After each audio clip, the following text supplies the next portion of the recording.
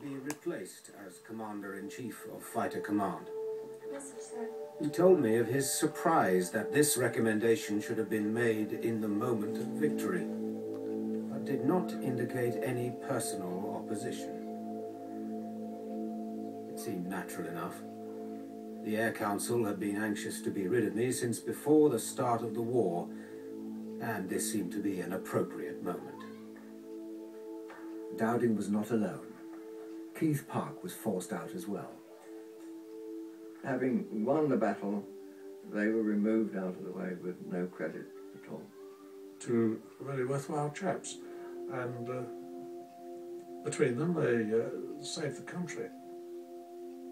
Sholto Douglas took over Dowding's role as Commander-in-Chief of Fighter Command and immediately gave Trafford Leigh-Mallory the control of No. 11 Group. Mallory and Douglas set about changing the plans for defence with their big wing philosophy, a theory that many pilots felt was completely unsuitable for defence.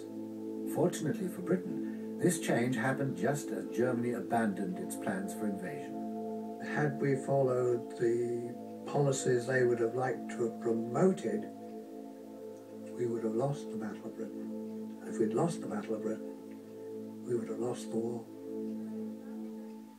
By the end of November, Churchill realised that he could safely tell the nation that the invasion for 1940 had certainly been thwarted and that the Germans had been beaten back. Churchill said that he wanted me to go to the United States. I said that I did not wish to accept such an appointment. Churchill replied, "I have the right to demand that you should accept." So I went.